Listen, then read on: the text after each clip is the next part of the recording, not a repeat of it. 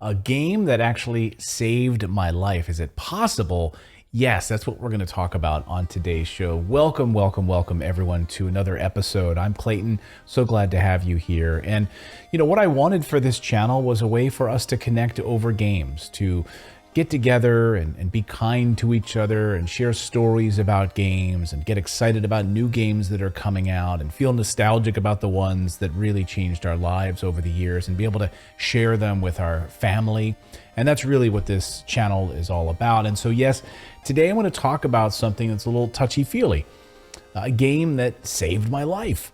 And I know it sounds maybe a little cheesy to say that, really, can a video game save your life? I was really, I would say in a dark place and working just so incredibly hard. So I'm going to tell you about the game in just a minute and why it means a lot to me now and the context for how this all came about. But just to provide you for some context here, I really was in a dark place, and I think for a lot of us who went through the pandemic and we're dealing with a lot of family issues. I lost my father during the pandemic, and we still don't know what the situation was. And he had a stroke and was taken to the hospital. And then none of us were able to go to the hospital, and which is one thing that I'll never ever forgive.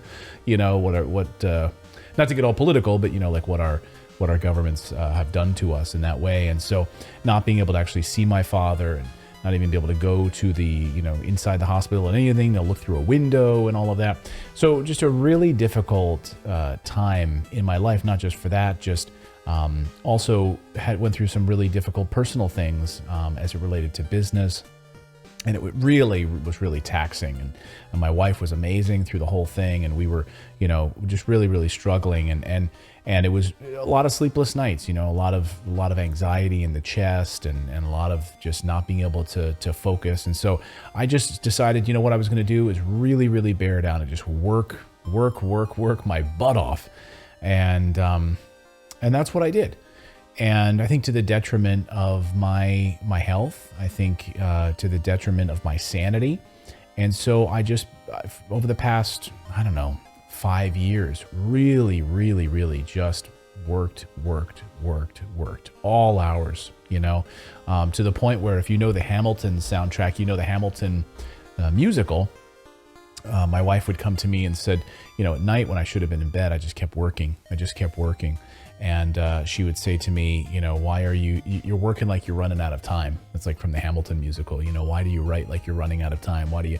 And she would say that to me. And I thought maybe I was being, the breadwinner, the man, and I was just working so hard. And then what I realized is that, no, I really wasn't living. There was no time for me to just sort of sit down and reflect and have fun and relive like some of that fun that I had when I was growing up. And my kids are starting to get older now, and they're moving from like 9 years to 10 years to 11. And thinking, my God, am I any of the things that I was like in love with as a kid that I would be able to share with my kids? Like that's all sort of like it's starting to disappear, and I'm watching it sort of disappearing before my eyes. And so this game comes along, and I don't know, for whatever reason, I hadn't really played many Switch games. I know that's like strange to say, but I really hadn't played a lot of Switch games. I was a heavy gamer growing up and over the years. And so this little game called Metroid Dread comes along and totally blew me away. And this game is really the game that saved my life. And it's really the game that got me fully back into gaming. So much so that I now even have a Metroid colored water bottle, my new water bottle that my wife got me. Metroid colors here. You can see the... Anyway, so this game comes along, and I didn't get it when it came out, but I heard about it, and a friend just sort of mentioned to me, like, oh, Metroid Dread, and I was still in that mental space where just work. That's all I'm going to do is work. And so this game comes along, and I decided, for whatever reason, this was the first Switch game that I had bought in years. I had the Switch sitting there This is the first game that I bought in years. And back then, like I was reviewing video games, you know, I was in the tech world. So like Nintendo would send me games to review and I just let them pile up. I mean, what a tragedy, right? Like, I know for a lot of you thinking like, oh my God, like what's wrong with this guy? Like, yeah, I mean, I literally got to, you know, spend an afternoon with Miyamoto, like playing the new Super Mario Brothers game together, you know, and hanging out with him. And it was, you know, like life-changing experiences. And then I just let that all sort of slip away. You know, I just really just got fully away from gaming, that connection that I had to these new releases and the historical nature of certain games and the people that were working on certain video games that I remembered from years ago working on other games, and all of that just went out the window. And I really just went into like a dark place. You know, I put on weight. I was not eating healthy. I was doing, you know, I was drinking, and all of that stuff, all of that garbage that's just, you know, really bad for you and just like poison to your brain and to your body and everything else. And it just became like a shell of who I was growing up, you know? And so this game comes along, this amazing game, Metroid Dread. And I played it I popped it in and the music hits. And oh my gosh, like what a moment that was, like this nostalgic moment of hearing that famous song, that opening sequence.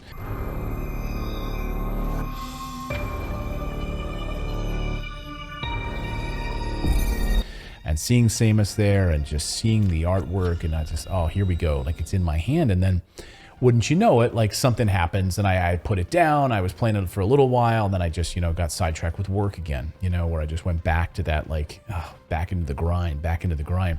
And so I didn't touch it. For a few months. And then last holiday season, a friend of mine who was working equally as much, he was just busting his butt, working, trying to provide for his family. And he had gone through a pretty difficult period in his life as well. And he just mentioned to me offhandedly, we were over for the holidays at his house, and he said, come here, I want to show you a game. And we went into his office, and he was playing a computer game. It was sort of like, I don't even remember the name of it. It was like a Sim City, sort of city builders simulator. And it just showed me like how out of touch I was with games. And I just thought, my God, like he's got a whole setup in here. And he says, yeah, I play, you know, sometimes during the afternoon in between meetings, and I just try to relax a little bit. I love gaming. And we ended up playing for like an hour and a half, like this simulator game that I didn't even know anything about. And we were there and we were, you know, having some wine and, you know, it was the holidays and we were having cookies and food and whatever. And before I knew it, I was like, oh my God, this is great. And he said, yeah, you know, I just try to find some time to be able to do this. I said, oh my God, I've just been, you know, I work so much. I don't know if I'd have the time for this.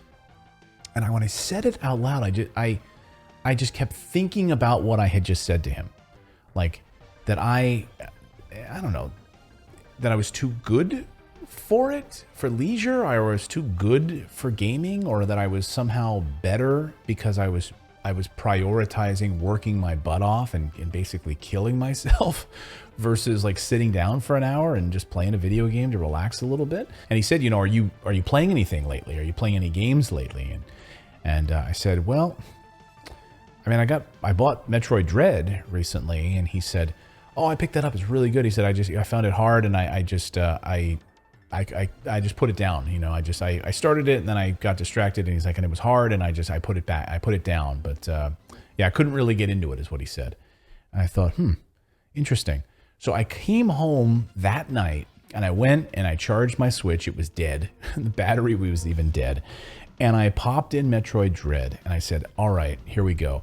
And I started playing this game, and I finally got past that like opening area, and I just got sucked in once again to this amazing universe of Metroid and Samus and all of that world building and the incredible characters and the incredible monsters that you're having to battle. And then to fight the Emmys and to go through this whole new experience of having to be chased by these guys, literally making my heart race. And before I knew it, like I just enjoyed myself so much for the first time in years playing video games.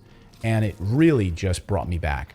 And before I knew it, like I was, you know, literally taking myself back to elementary school, where I had my old Nintendo book that came with my NES. I was one of the kids that didn't get the Nintendo that had Super Mario Brothers. I got a Nintendo with the Nintendo book. But I loved that book.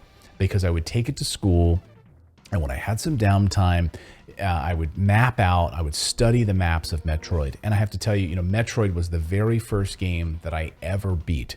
Beating Mother Brain was like this unbelievable accomplishment. And I remember exactly where I was in my parents' basement, and the TV stand that I had set up, and with my little gaming pod with my NES.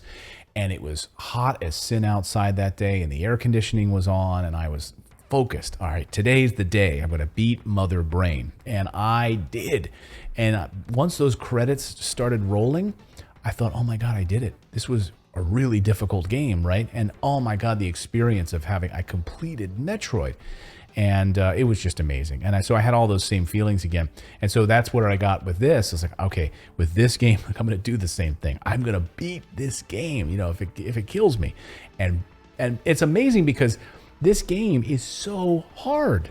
Like the boss battles in this, I literally spent, I think, about an hour and a half during the holiday season playing one boss to try to get past one boss. And I wasn't even looking up cheat stuff on the internet or how to do it. I just literally wanted to figure this out myself. And I would chisel away at it and chisel away at it. And okay, he's moving over here now. Then I've got to do a flip here. Now I can do a block. I can actually block him here. And that's how I'm going to get. Oh, now I'm figuring it out. And it was just so much fun to be able to experience this and to be able to, go back and forth. I remembered, in the original Metroid, of course, going between this world and that world and these lands and this land back and forth. And as you uncover different things, I can't open that door right now. I've got to go get this weapon. I've got to get this weapon before I can go back and open these doors. And all the while being chased by these Emmys, which absolutely are just frightening and literally made my heart race. And of course, even in the artwork of Metroid Dread, you can see the Emmys up here at the top, just sort of staring you down. I just have to say that it was such an amazing experience. But what this game did for me really was open up that world again, where I just started experiencing all of these other games that were out there that I had missed because I was just so focused on my own misery, I guess. We all sort of get into those ruts where we sort of navel gaze and we just kind of get caught up in our own garbage sometimes. So it was great. It really opened up a world where I started exploring all of these other games and RPGs that I loved going up, and seeing how there was a whole new series now that had grown out of those original games like Dragon Warrior, Dragon Quest, and just this whole world that was created that had just sort of passed me by.